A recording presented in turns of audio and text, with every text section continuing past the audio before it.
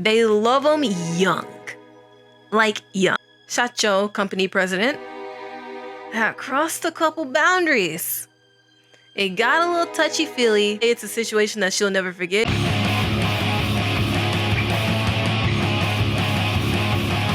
Yo, what's up? So, I talk a lot on this channel about Japan's red light districts and all the sexual services out here. But not me, my friend. She's got a lot of first-hand experience in that world.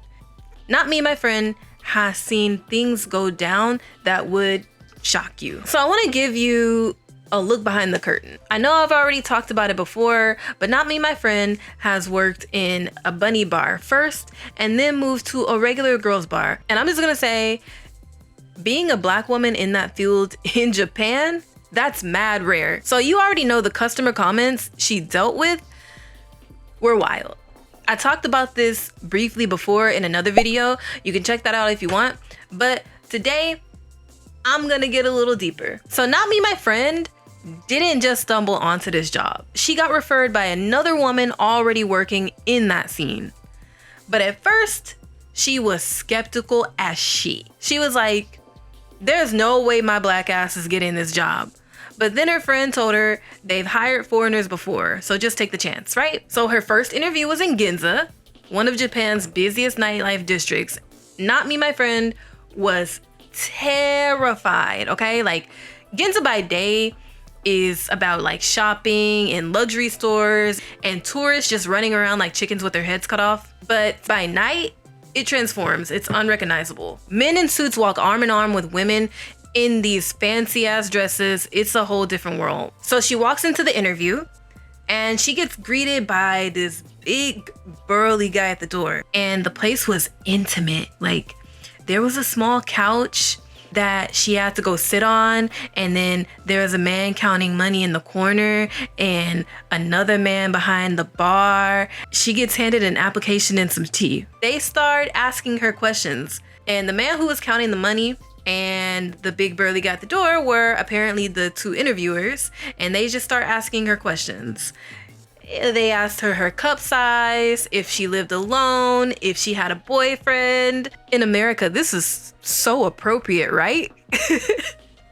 They even asked if she could work that night. The way that it works is they have trial work. So basically, you can work for one night, and then depending on how it goes on both ends, if you like them, if they like you, then you get hired. And you get paid either way. Like, even if you don't get the job, you get paid for that day. If you get the job, you still get the cash. So she already had plans, so she said no. But then they later texted her and was like, so you're interested in the job, right? Like, she really felt like she couldn't say no. So Not Me, My Friend took the trial shift, and before you know it, she started working there. So she turned into the classic office lady by day, hostess by night. So Not Me, My Friend never done anything like this before, not even for Halloween. And on her first day, she had to strip down into the bunny outfit. Okay? That requires being half butt-ass naked in front of strangers, okay? Like, my friend does not dress like this at all and never has in her entire life. So the reactions mixed. Some were shocked, others couldn't take her eyes off. She was uncomfortable either way. Now, because Not Me, My Friend is black, some customers have never even spoke to a black woman before. So some were really just curious and wanted to talk to her to just, have conversation. And then others found her terrifying and avoided to even make eye contact with her, which is fine. Then there were the more intense reactions. Some men made it obvious that they were attracted for the wrong reasons, specifically to young girls. Like, they'd hear someone was 20, maybe even 19, and jaws would drop, and they would just Google, like, 20, like, these men are like fucking creepy, bro. And these men, you would think that these men come to, find a girlfriend or be touchy-feely. Yes, that is what they come there for. But the main objective is to really just talk to young women. Because think about it, half of them are already married to women who are their age or close to their age. So most men really just want to talk to college level girls or girls who look like they could still be in high school or middle school. Yes, that is creepy. Believe me, I wanted to throw up as soon as I said that, but that really is just the reality of the mindset of these men out here. They love them young. Like young. Like even a 1 year difference is so different to them. It's crazy. They love young meat. They want to be in the young walls. Gross, I know, but that's just how they think.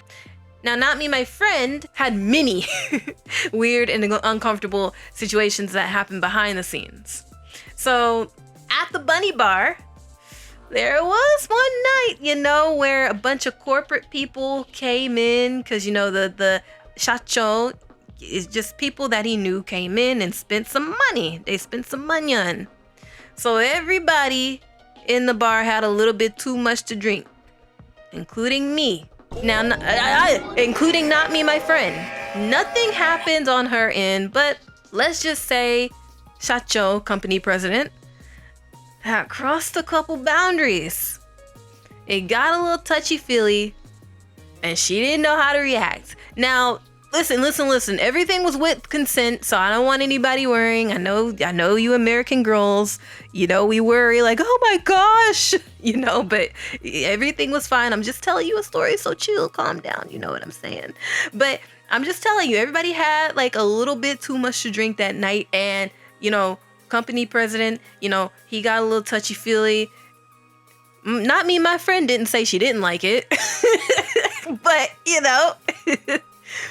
she was young and didn't really want to get fired, so she just kind of let it. She let it happen. No penetration was involved, but I will say it's a situation that she'll never forget because, in America, she never dealt with getting intimate with higher ups, and that was her first time that happened.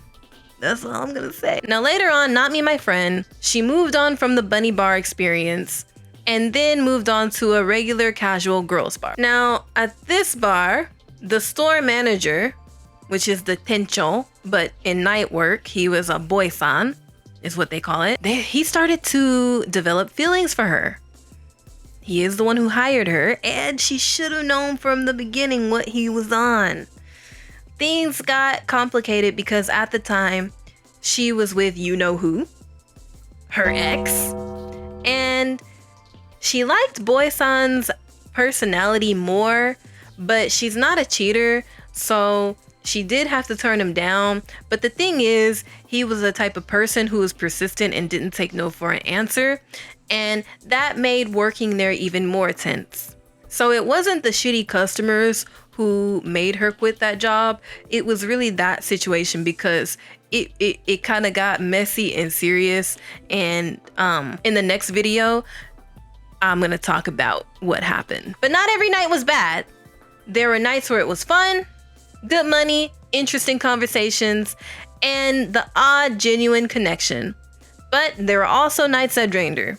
Long hours, long nights, disrupted sleep schedules, and if she had work the next day, fucking forget it. You might as well pick up that goddamn phone and call in. So as I said before, Not Me, My Friend eventually switched from a bunny bar to a regular girls bar. You might think that there's a huge difference, but not really. Biggest difference is just the clothes you wear and the clientele. Like, for example, at the bunny bar, it was more upscale because of the area that she was in. So Ginza Hachome, it's Ginza / Shinbashi. And that area has a lot of rich people. That's where the elite salarymen work, because that's where people from the TV stations and the big companies work at. A lot of those men after work, they go straight to all of these services because that area, it's more focused on the female servicing, like the hostess clubs, girls bars. They even have like a titty bar, like where, women with big titties. I don't really know what they do there. I just know I mean, my friend, she worked across from somewhere like that, and it was just like Oppai something something. I don't remember what it was, but they got titty bars too. Damn, shit, I forgot about that. Anyways, but yeah, people got money in Ginza basically. You're more able to make your bag in Ginza than you are Shinjuku. In Shinjuku girls' bars, it's mixed. Like, you have rude customers who act like they got money, but they don't. They really don't. And they're losers half the time in Shinjuku. You do get some who actually do have money, but it's just kind of like, for quality service, you might as well just go to Ginza. So yeah, Not Me, My Friend, she's seen it all. From the glitz and glam of Ginza to the chaos of Shinjuku, from the good nights to the exhausting ones, working in Japan's girls' bar scene isn't just about the money. No, yes it is. What the fuck am I talking about? It was all about the money. It was all about the fucking money. I ain't care. She didn't care about those men. Fuck them. It was about the shmoney. It was about the money. That's all it was about. You know, people be up in there asking, oh, why did you choose to work here? It wasn't because of you, my nigga. It's because of the money. Ain't nobody fucking worried about you. You ain't got that BBC up looking for my nigga. All right, so yes, Japan's nightlife is insane, but it can be fun and interesting. So I want to hear some of your Japan nightlife stories. Are you interested in working in these types of establishments, or are you good? Let me know in the comments. I'll see you on the next video. All right, bye.